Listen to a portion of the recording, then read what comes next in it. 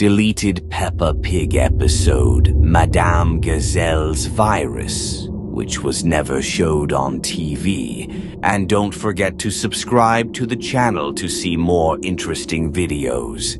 One day at kindergarten, Madame Gazelle came in very pale and silent.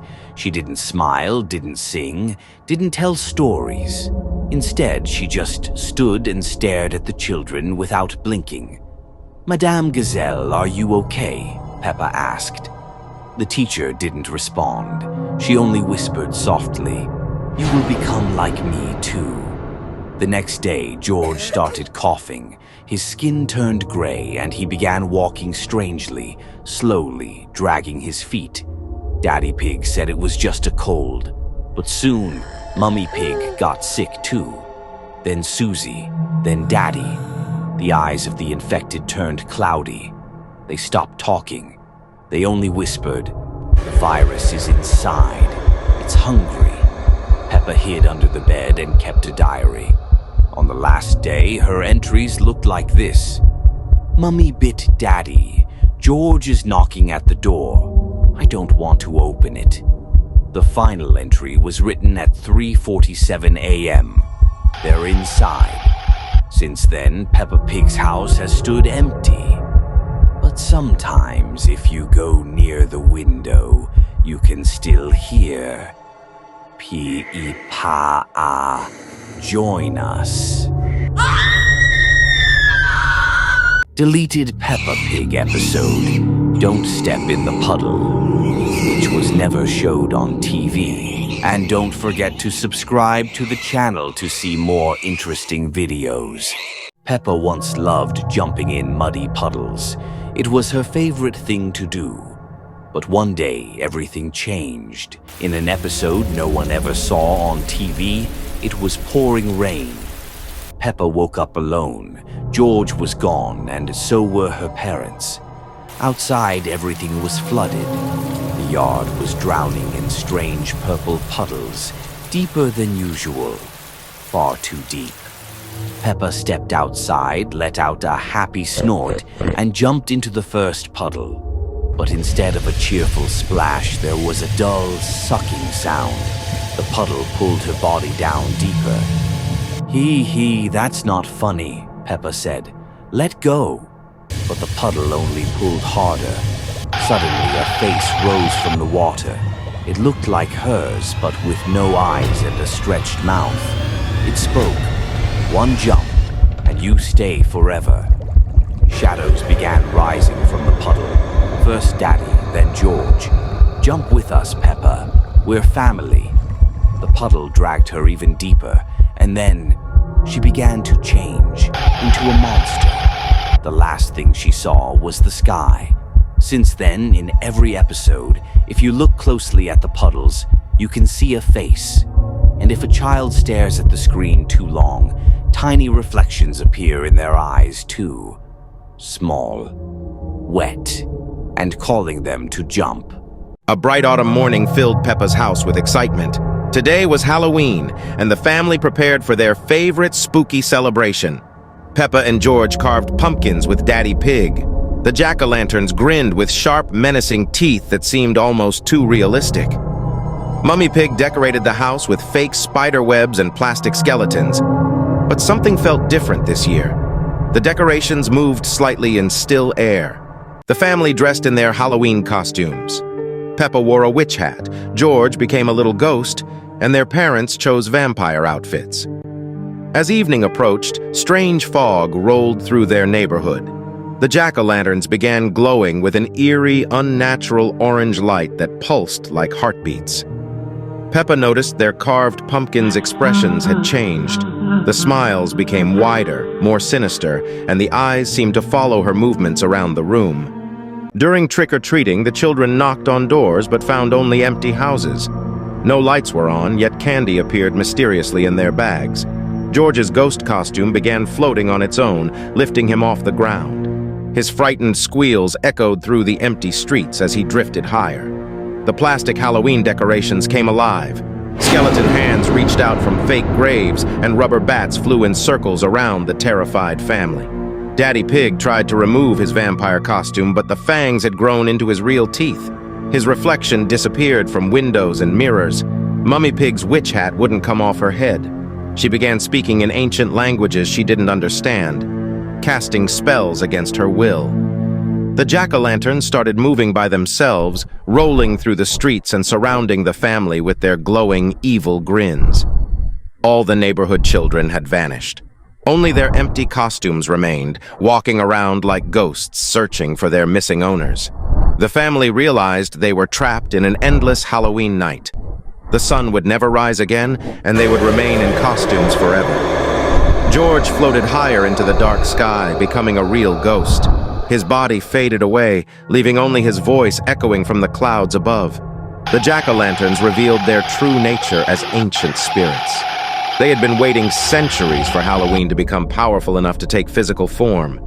Daddy and Mummy Pig transformed completely into their costume characters. They lost their memories and humanity, becoming actual vampires and witches forever. The evil Halloween spirit spread throughout the world. Every carved pumpkin became a portal for darkness, and every costume became a permanent transformation. Years later, new families celebrated Halloween, unaware that their innocent decorations and costumes would trap them in the same eternal nightmare. A peaceful morning filled Peppa's neighborhood with children playing and families enjoying their daily routines. Everything seemed perfectly normal until strange reports began circulating about people mysteriously vanishing without any trace. The first disappearance happened to Pedro Pony, who was last seen playing with a new brown fluffy toy called Labubu. His parents found only his empty bedroom with small brown fur scattered across the floor. Rebecca Rabbit vanished next, followed by Candy Cat and Danny Dog. The town became filled with worried parents searching for their missing children. Police investigations found no clues, only brown fur left behind in each empty bedroom. Peppa's family remained unaware of the danger when Daddy Pig brought home a brown Labubu toy from the store. He proudly presented it to Peppa and George, thinking it would make them happy. The children were immediately drawn to the adorable creature with its big innocent eyes and soft fuzzy texture. Strange things began happening around the house after Labubu's arrival. Doors would creak open by themselves, shadows moved independently, and cold drafts appeared in warm rooms. Mummy and Daddy Pig noticed their children becoming obsessed with the toy. Peppa and George would whisper to it, stare with glazed expressions, and refuse normal family activities. The children's behavior grew disturbing. They stopped eating meals, claiming the Labubu toy provided nourishment through their dreams. Their skin became pale with sunken eyes. Susie Sheep visited but left immediately after seeing the strange toy. She felt overwhelming dread whenever she looked at Labubu's unblinking stare and permanent smile. At night, eerie sounds echoed through the house. Soft scratching noises came from walls, muffled whispers from empty rooms, and tiny footsteps across floors. Daddy Pig tried removing the toy, but it mysteriously reappeared by morning. No matter where he hid it, the toy always returned to the children's room. The children's eyes began changing color, shifting to the same dark brown as the Labubu toy. Their voices became monotone and emotionless. Mummy Pig discovered that neighborhood families had vanished overnight.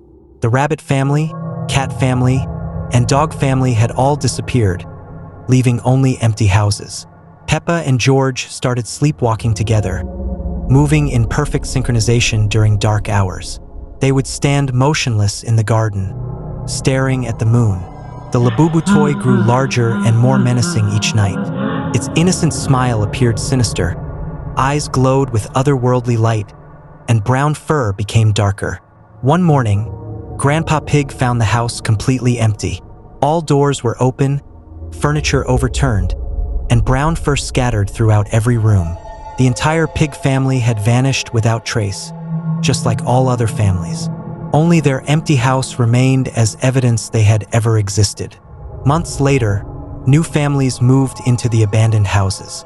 Children began finding Labubu toys appearing mysteriously in their bedrooms, and the cycle started again. The town became a place where no children played outside, families lived in constant fear, and brown Labubu toys continued their endless harvest of innocent souls forever. A sunny morning fills Peppa's house with familiar laughter and joy. Peppa and George play in their bedroom while Daddy Pig reads newspaper downstairs. Mummy Pig prepares breakfast in the kitchen, humming her favorite tune. Everything seems perfectly normal in their cozy little home. Strange green mist seeps through the kitchen window as Mummy Pig cooks. The mist swirls around her feet, unnoticed and silent. Mummy Pig continues cooking, but her movements become slower and more mechanical. Her cheerful humming gradually fades into an eerie silence. Peppa bounces down the stairs calling for breakfast with George following behind. They enter the kitchen expecting warm pancakes and Mummy's bright smile. Instead, they find Mummy Pig standing motionless, staring at the wall. Her eyes have turned a pale, cloudy white color. Peppa and George scream as Mummy Pig lurches toward them with jerky movements. Daddy Pig quickly grabs the children and rushes them upstairs. They lock themselves in the bedroom while strange groaning sounds echo. Mummy Pig's footsteps shuffle heavily on the stairs below. The family huddles together as Mummy Pig pounds on the bedroom door. Grandpa Pig arrives in his car, honking the horn frantically outside. Through the window, they see other zombie neighbors wandering the streets. Daddy Pig creates a rope from bedsheets to escape through the window. Peppa and George climb down carefully while Daddy follows behind them. The family runs to Grandpa Pig's car as zombie neighbors approach slowly. Grandpa Pig drives them away from the infected village quickly. At Grandpa's safe house, they discover a cure in his medicine cabinet. The green antidote glows mysteriously in a small glass bottle. Daddy Pig realizes they must return to save Mummy Pig. Despite the danger, love conquers their fear of the zombies. They return to find Mummy Pig collapsed in the garden, weak. Daddy Pig carefully gives her the glowing green antidote medicine. Slowly, her normal pink color returns and her eyes clear. Mummy Pig awakens, confused but completely back to normal again. A sunny morning fills Peppa's house with familiar laughter and warmth. Peppa and George play in their bedroom, the bunk bed standing against the wall with George below and Peppa above. Mummy Pig cooks breakfast in the kitchen while Daddy Pig reads his newspaper in the living room. Everything seems perfectly normal, but a subtle tension hangs in the air like morning mist. Peppa jumps in muddy puddles outside, her usual joyful squeals echoing through the garden. But something feels different today. Her jumps are more aggressive, more violent. The mud splashes higher than usual, covering her face in dark streaks. Her eyes gleam with an unusual hunger as she stares at the dirty water. The family gathers for lunch around their familiar red table. Peppa sits quietly, which is very unusual for her. Her parents exchange worried glances as she pushes her food around the plate. Suddenly, Peppa's teeth begin to grow longer and sharper. Nobody notices at first, but the transformation has begun. Peppa and Susie play in the garden, but the games have changed. Peppa chases Susie with predatory intensity, her new teeth clicking together hungrily. Susie runs in terror, her bleating cries echoing across the hills. The innocent playground has become a hunting ground. Mummy and Daddy Pig finally see what their daughter has become. They stand frozen in the doorway, unable to comprehend the monster their sweet Peppa has turned into. Her growls fill the house, replacing the laughter that once echoed through these walls. The family portrait on the wall seems to watch in silent horror. Peppa prowls through the house at night, her teeth gleaming in the moonlight streaming through the windows. Every creak of the floorboards sounds like a predator stalking its prey. The familiar home has become a dark maze where danger lurks in every shadow. The other animal families in the village begin to disappear one by one. Empty houses dot the hillside like missing teeth in a smile. Only muddy footprints and strange bite marks remain as evidence of what happened. The cheerful community has become a ghost town. Grandpa Pig arrives to find his family's house eerily quiet. He calls out for everyone, but only silence answers. The sun sets over the empty village as Peppa stands alone on the hilltop. Her transformation is complete. She is no longer the innocent little pig everyone loved. The wind carries her haunting laughter across the abandoned landscape. The lesson is clear. Sometimes the monsters we fear most are the ones we create ourselves. It was bedtime at Peppa Pig's house, and the evening shadows grew longer across the children's bedroom. Peppa climbed into her top bunk while George settled into his bed below. The familiar pink wardrobe stood in the corner, its doors slightly ajar. The house fell into peaceful silence, but something felt different tonight. A strange scratching sound echoed from inside Peppa's wardrobe. Peppa lay awake, listening to the odd noises coming from her closet. The scratching grew louder, accompanied by a low, rumbling growl. She pulled her blanket over her head, hoping it was just her imagination. George stirred below, whimpering softly in his sleep. The wardrobe door creaked open wider, and a cold draft filled the room. Two glowing red eyes appeared in the darkness of the closet, watching Peppa with hungry intensity. She wanted to call for Mummy and Daddy, but fear had stolen her voice.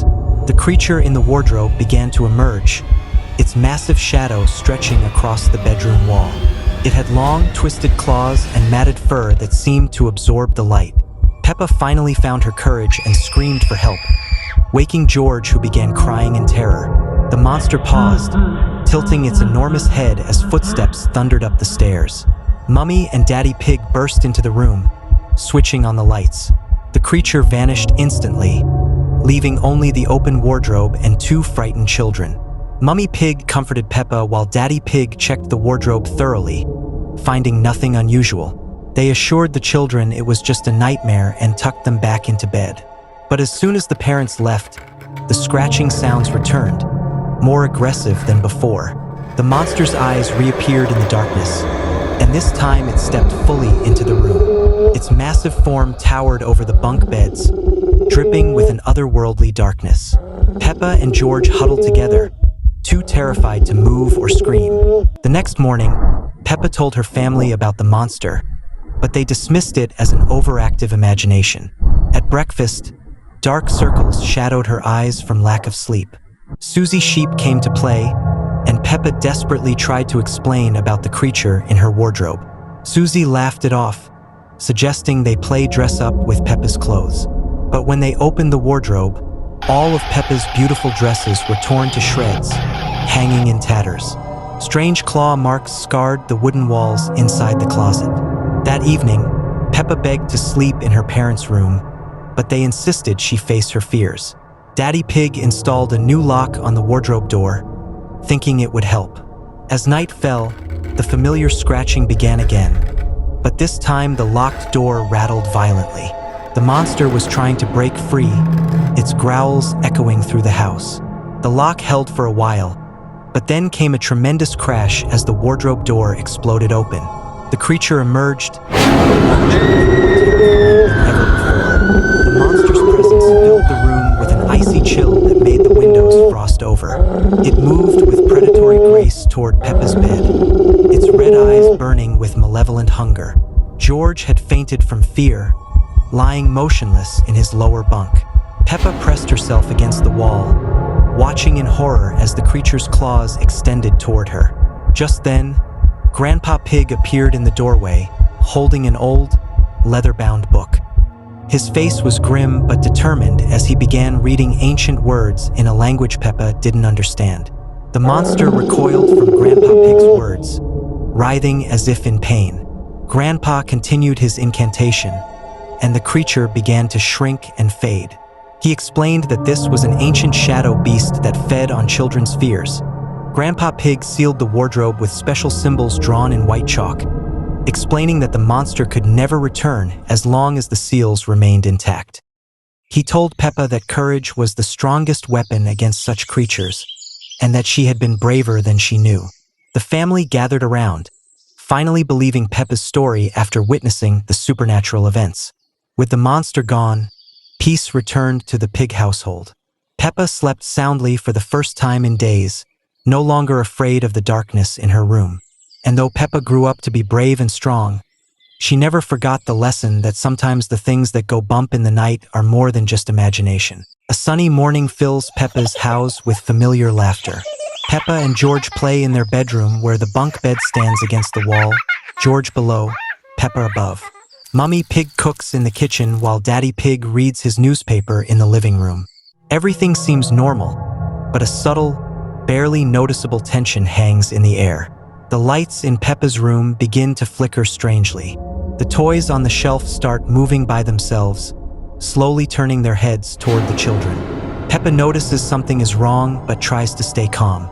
George's dinosaur toy falls to the floor with a loud crash, making both children jump. Downstairs, Mummy Pig hears strange noises coming from upstairs. The kitchen lights dim and brighten repeatedly.